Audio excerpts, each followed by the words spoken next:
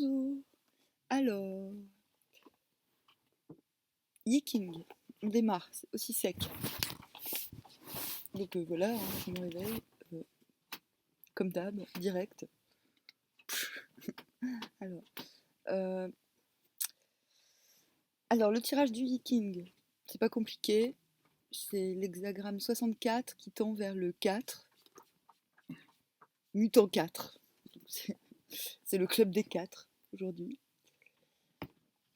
Donc pour le vendredi Saint-Valentin, euh, non, ça va. J'ai eu peur au début parce que le fait qu'il y ait la folie juvénile comme tendance finale, on va dire, bon, comme tendance tout court, implique le fait qu'on va se retrouver dans une situation quelque peu perplexe. Mais le mutant à la quatrième place du 64, qui est l'hexagramme avant l'accomplissement, le dernier hexagramme du Yiking donc, est celui-ci. La persévérance apporte la fortune, le remords disparaît. Ébranlement, afin de châtier le pays du diable. Pendant 3 ans, on est récompensé par de grands royaumes. Ça ne veut pas dire qu'on va devenir le seigneur ou le roi de plusieurs pays. Non, non, non. Quoique. Alors, c'est maintenant l'heure du combat. Il faut que le passage soit réalisé. Il faut s'affermir entièrement dans sa résolution. Une telle attitude procure la fortune. Tous les doutes qui peuvent s'élever dans ces graves moments de combat doivent se taire. Il s'agit d'une lutte ardente pour ébranler, pour châtier le pays du diable, les forces de décadence. Mais la lutte a aussi sa récompense. C'est maintenant le moment de poser les fondements de la puissance et de la souveraineté pour l'avenir.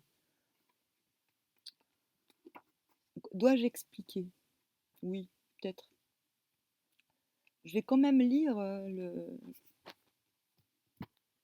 ce que dit le deuxième livre.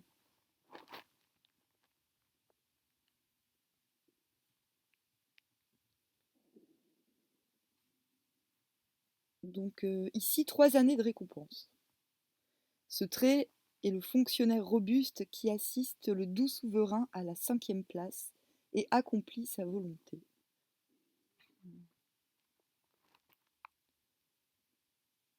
La volonté s'accomplit. Bon, bon. Il y a quand même une tendance où tout ce pourquoi on s'est battu est en train de... Moi, je suis partie dans un trip métaphysique, hein, j'ai envie de dire.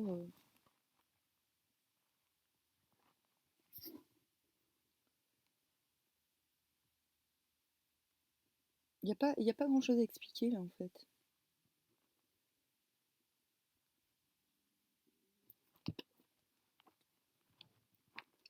Ça continue. On est dans une continuation de... On persévère contre quelque chose de vulgaire et de décadent.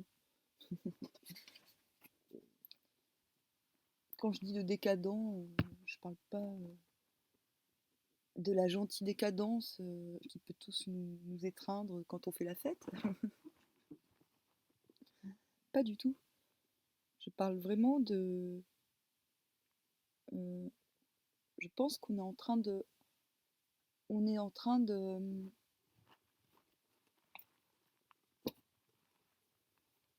C'est quoi le terme? J'ai oublié. Bah, on est en train de gagner. Hier, il y avait cette notion de victoire sur quelque chose qui nous mettait à mal, qui nous... Aussi bien que ce soit intérieur ou extérieur, et j'ai envie de dire, mais je pense qu'à partir du moment où on règle les choses en soi, euh, l'extérieur est, j'ai envie de dire, moins dangereux, moins problématique. Voilà.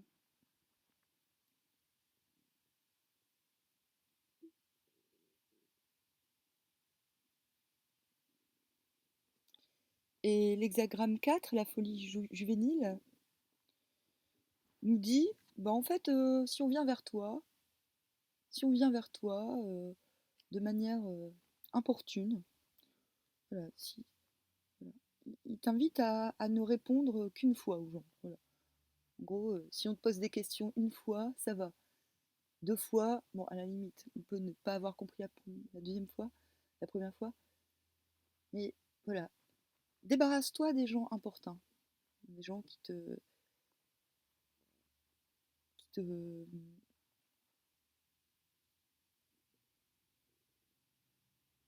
bah, qui te pompent l'air. Voilà.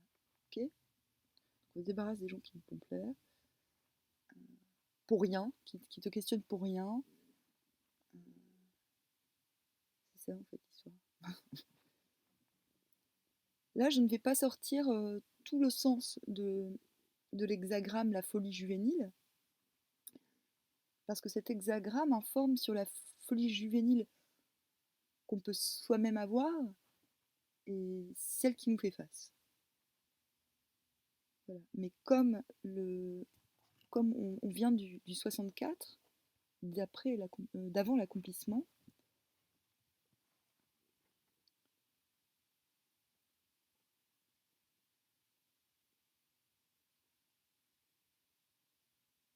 j'ai plutôt l'idée que c'est à nous, voilà, c'est à nous de dire non, de mettre des limites, même si on n'est pas dans la limitation non plus, mais à mettre des limites à l'indécence de l'extérieur et à notre propre indécence finalement aussi. À se dire, ah bah voilà, ce que conseille l'hexagramme là, c'est bon, on arrête de se poser toujours les mêmes questions. Il invite à cultiver son caractère en étant profond dans tous ses actes. Donc quand tu te poses des questions, tu t'arrêtes. En fait, c'est l'idée d'être au bord d'un gouffre, le- la folie juvénile. Pas dans le sens ah, je fais comment, je saute pas, mais dans un sens bon, j'ai pas forcément pris le bon chemin, mais plutôt que de faire n'importe quoi, bah, je vais peut-être approfondir ma réflexion. C'est ce qu'invite en tout cas la folie juvénile, quoi qu'il arrive. Mais voilà, ce qui en ressort quand même, c'est l'idée de dire non et de modérer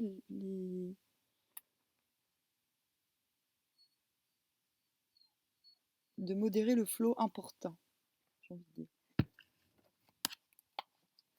Voilà, c'est comme ça que j'ai envie de le prendre, c'est comme ça que ça me semble logique. Demain, voilà, on fait pas de quartier.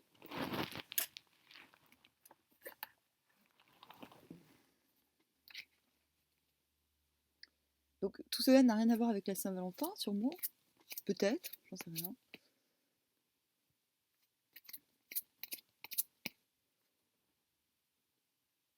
Bon, j'espérais qu'un miracle me ramènerait mes jeux de cartes aujourd'hui. Ça arrive, hein, des fois Amazon, ils sont bizarres. Mais pas du tout. Apparemment, je les aurai que la semaine prochaine. Mais j'ai quand même l'impression qu'il y aura un petit miracle et que je les aurai avant la fin de la semaine prochaine. Et j'ai hâte voilà, de pouvoir poser plus de questions, de pouvoir approfondir un peu plus.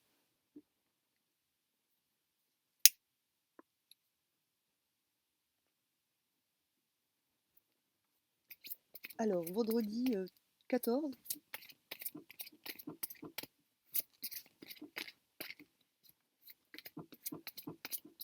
j'ai l'impression que ça va pas forcément sauter.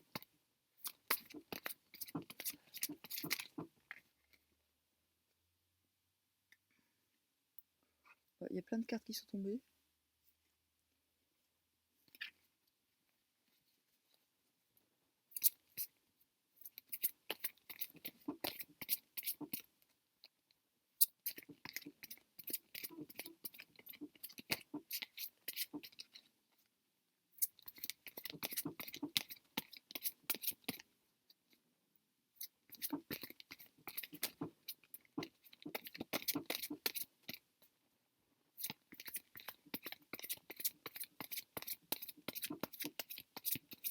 Hop, on va faire différent.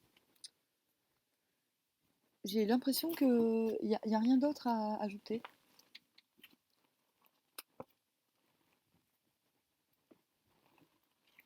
Hier, avant de m'endormir, non, aujourd'hui en fait, ce matin,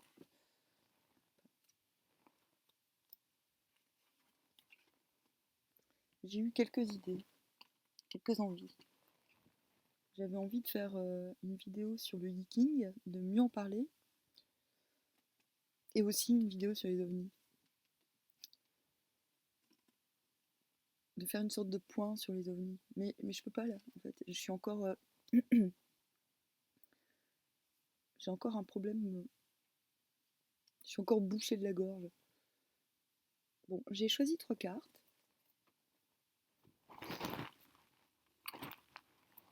Donc, je fais quand même le tirage, comme ça me. Je continue, je suis dans le bain. Alors, voilà, 3 cartes. Donc on a 8 de coupe à l'envers.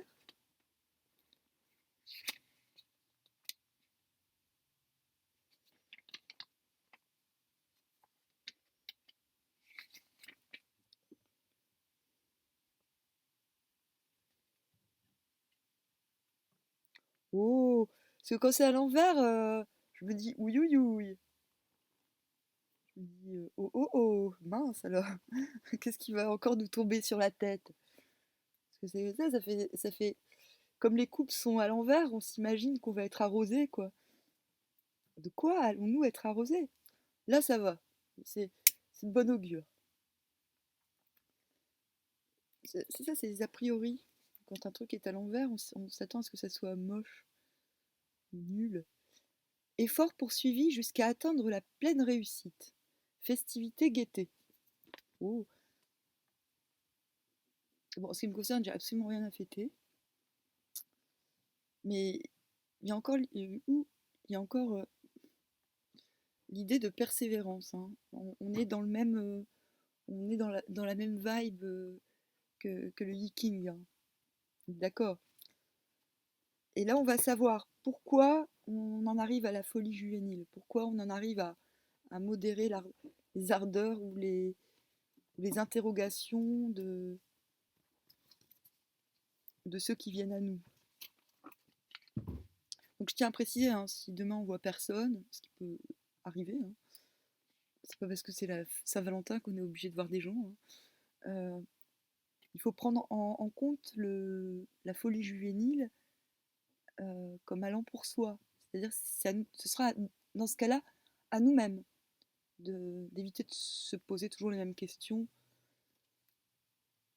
Et dans ce cas-là, la folie juvénile nous invitera à acquérir plus de profondeur dans notre réflexion et dans nos actes. Sinon, voilà, il y a vraiment l'idée de... Mais toujours dans un esprit de bienveillance, hein. La folie juvénile, celui qui dit non, non, non, cesse de m'importuner, il le fait avec bienveillance. C'est les jeunes fous qui me recherchent, ce n'est pas moi qui recherche le jeune fou. Mais ce n'est pas une folie péjorative, vu que le Yiking dit que cette folie, on peut aussi bien la ressentir, comme on peut aussi bien la canaliser. Voilà.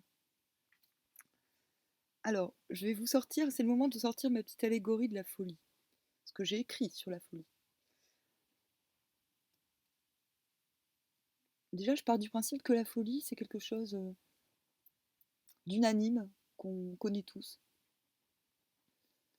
Je pars du principe aussi qu'on n'a pas à traiter les gens de fous. Bon, on peut dire, lui, il est cinglé. Je fais une différence entre cinglé et fou. Voilà.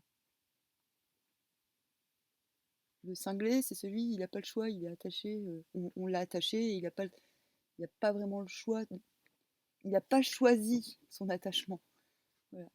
Et le fou, bah, lui, il va choisir une voie que personne ne va forcément comprendre, et il le fait en conscience. Donc pour moi, l'image de la folie, c'est celle d'une source, une source qui jaillit. Donc c'est violent. Et en même temps, c'est rafraîchissant. Et qu'est-ce qui se passe quand une source pète comme ça, là? C'est ça la folie. Bah, tout le monde accourt pour s'y abreuver. Ça fait tellement plaisir, ça met en joie la folie. Et qu'est-ce qui se passe quand la source n'est plus disponible? Parce qu'on sait bien, les sources, leur lieu de vie n'est pas l'air. La folie vit sous la terre, comme la source. Et bien quand la source retourne sous la terre, que font les hommes? Et bien ils la traquent. Voilà ce qui se passe. Ils grattent le sol et puis ils la traquent, ils essayent de retrouver ses bienfaits. Cela a un double sens. Cela a le sens que le fou, celui qui jaillit, qui, le fou, celui qui fait jaillir son expression finalement de manière violente. De toute façon, l'expression, j'ai toujours appelé cela la violence essentielle. Voilà, on est dans nos muscles qui forment la conscience, nous avons des nerfs imbibés d'électricité en quelque sorte. Et c'est ça qui forme la violence. Voilà, comme j'expliquais l'autre jour, je ne sais plus où, euh, si cette violence essentielle n'est pas exprimée, si on n'en fait pas quelque chose d'harmonieux finalement, euh, c'est ça l'harmonie. L'harmonie, c'est on peut s'exprimer de maintes manières, on peut discourir, on peut danser, on peut faire du souplisme, c'est une sorte de yoga que j'ai inventé. En fait, on peut s'exprimer, c'est rendre au monde ce qu'il nous impose, mais le rendre de façon transformée, de façon messagère et synthétisée. Voilà. Et c'est ça la folie. Quand la source jaillit violemment, c'est une violence bonne, c'est une violence bienveillante, une violence qui est pleine de bienfaits. Et ces bienfaits, elle les a puisés sous la terre. Elle rend au monde ce dont il a besoin et ce dont il l'a constitué. Et c'est pour ça que je suis pour que l'on s'auto-proclame fou. Parce qu'on est tous fous par moment. Mais la folie, c'est pas moche, ça veut dire, c'est juste dire, je suis fou, ça veut dire que je suis en pleine, je suis là, je suis en pleine violence essentielle. C'est pas péjoratif la folie. Voilà. Mais ça a aussi le sens que la folie, ça a aussi le sens d'avoir, d'être traqué. Voilà. La folie est toujours traquée. Parce que cette nourriture que tu donnes aux autres, eh ben, ces autres, ils sont incapables de la fournir eux-mêmes. Et ils le pourraient, mais ils n'ont pas envie. C'est pour ça que cet hexagramme est très beau, la folie juvénile. C'est qu'il explique que, voilà, qu'il y a un risque, le risque du maître et du disciple, c'est de te faire abuser, d'avoir affaire à des importuns. Donc là, la folie juvénile dans le Viking considère la folie comme un maître, voilà, et comme le disciple à la fois. Voilà. Donc il y a le côté fou dans le sens, je ne suis incapable de me nourrir tout seul, donc j'ai besoin d'un maître et je suis prêt à creuser la terre pour retrouver cette folie, cette source jaillissante, parce que je suis incapable d'être fou tout seul, je suis incapable de m'auto-proclamer fou, je suis incapable de jaillir tout seul, alors je vais importuner la terre. Je vais gratter pour rechercher cette source qui est retournée dans son antre. Il y a ce côté-là, et il y a le côté aussi, voilà, que je viens de dire.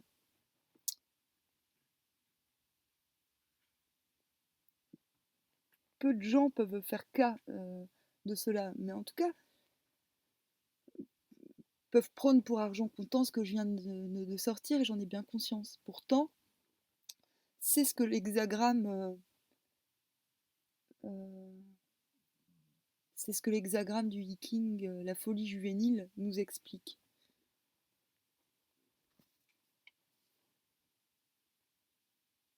Bon, même si, voilà, Moi, j'encourage pas les gens à se lancer dans le leaking comme ça, même si c'est très fastoche de tirer. Parce que pour avoir une compréhension des hexagrammes, il faut les avoir éprouvés. Et c'est pour ça que cela mériterait vachement de faire des leçons de leaking quelque part, des leçons de, c'est-à-dire comprendre les éléments avant de les interpréter. Voilà, ça me semble logique. Donc nous avons ceci qui symbolise le quatrième hexagramme, le quatrième mutant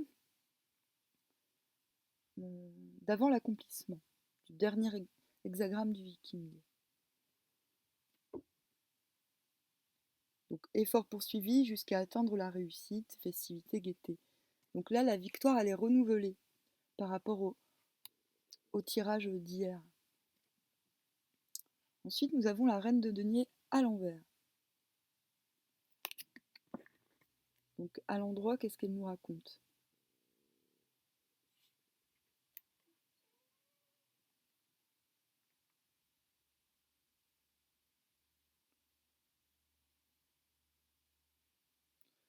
La reine de denier, déjà, elle a plutôt l'air enceinte qu'autre chose. Allez, on va aller voir. On dirait qu'elle est prête. Moi, je la vois comme quelqu'un qui est prête à mettre au monde quelque chose.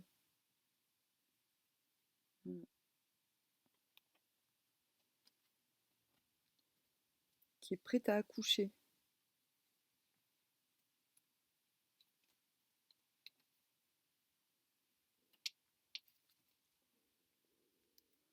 Fausse prospérité, suspense, suspicion, responsabilité négligée, personne méfiante, peur de l'échec. Ça, c'est à l'envers.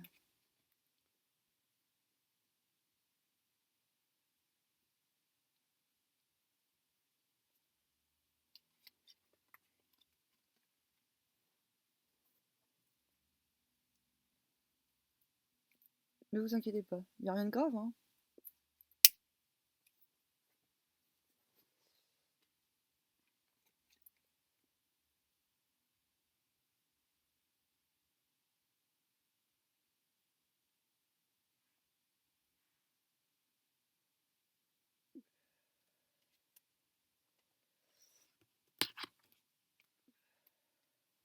Donc, est-ce que ce ne serait pas une invitation à combattre, finalement, ce qui est faux?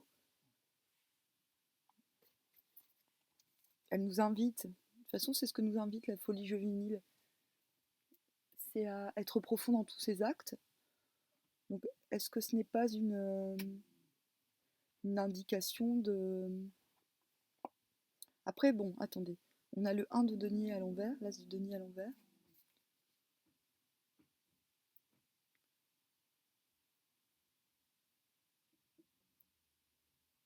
Ouh là là, oh, c'est bizarre. Prospérité sans bonheur, prospérité mal utilisée, argent gaspillé, corruption par l'argent, convoitise. Space, hein. Alors, pourquoi on a un si bon début et une fin de merde? Bon, je pense que c'est le moment de larguer votre Valentin ou votre Valentine.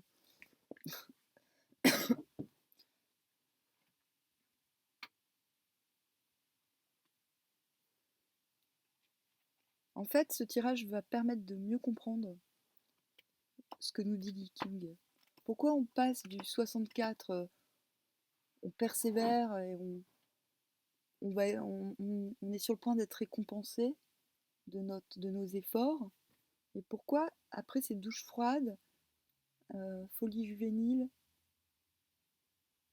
on remet les gens qui sont pas très autonomes et qui se satisfassent pas d'une seule réponse à leur place. Voilà, il y a vraiment cette idée de ne m'importune pas, hein.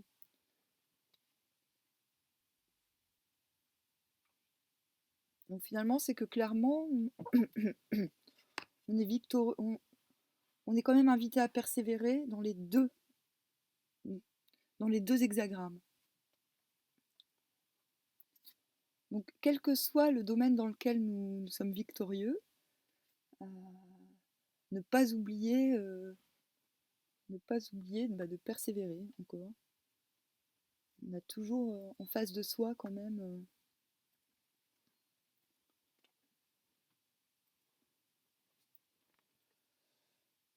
On a toujours en face de soi affaire à de la fausseté. Ou alors on est toujours. Oh, quand même, les deux cartes, elles se ressemblent. As de denier et reine de denier inversée, c'est gaspillage. Ou alors on nous invite à devenir pauvre. Je sais pas.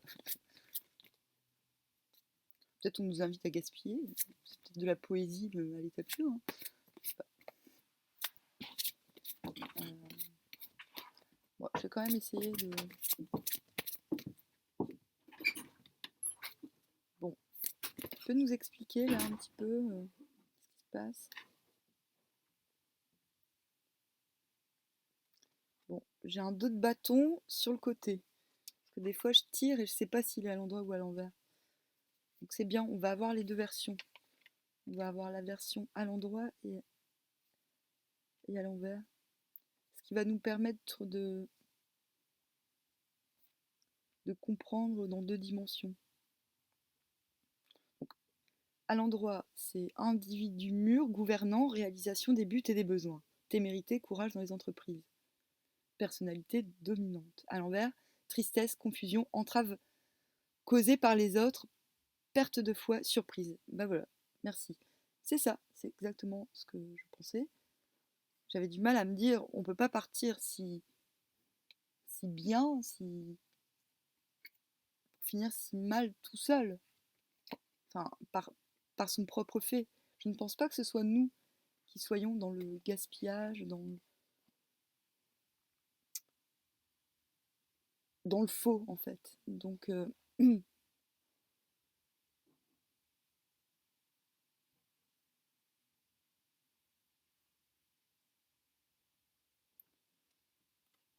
sont mignonnes dans ces cartes.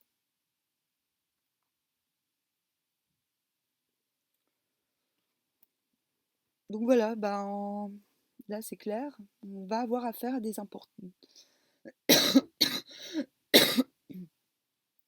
Nous risquons d'être importunés. Mais soi, en soi-même, ça va. Hein. On continue sur cette lancée. Voilà, on risque d'avoir une petite mauvaise surprise. Ben non, on s'en fout. On s'en fout parce que ça continue. Hein. Tous les jours, on a cette notion de récompense, de victoire. Et là, la carte que j'ai prise pour trancher, elle est catégorique. C'est. Voilà, nous on s'en sort. Je veux dire. Voilà. Bah, désolé, c'est pas un super tirage pour les gens qui croient en la Saint-Valentin comme étant le jour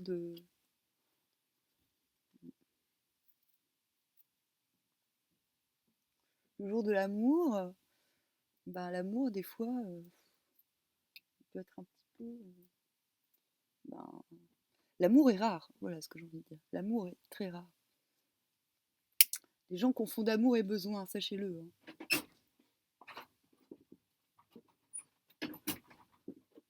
Bon, sur ces paroles merdiques, euh, mais non moins vraies,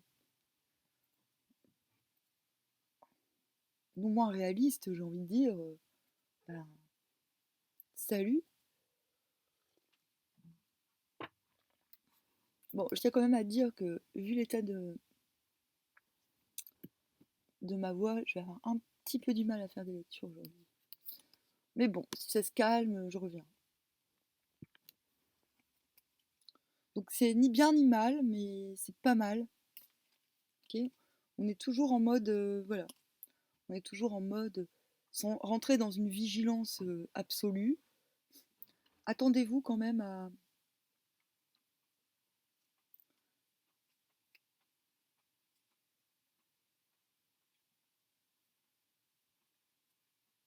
Bah, c'est pas fini, hein. On va continuer à se faire, voilà, à se faire vandaliser.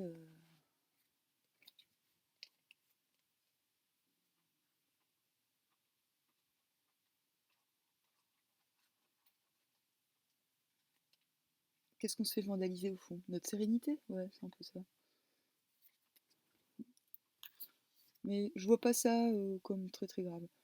Je vois ça comme une alerte de... Voilà. Normalement, c'est hier qu'on devait résoudre ça. Voilà. On savait que ben, le fait d'aller bien, d'aller mieux, allait susciter une certaine jalousie et sûrement amener à nous une forme de séduction qu'il nous faudrait quand même comprendre comme étant arriviste. Voilà, là ça baisse. Voilà, ça baisse. Là, c'est pas de la séduction, enfin, c'est moins, je veux dire, c'est moins pervers parce que la séduction, c'est assez pervers finalement. Tu te montres sous un beau jour pour après X temps plus tard montrer ton vrai visage. Là, non. Là, je pense que ce qu'on va avoir face à soi, c'est quelque chose de...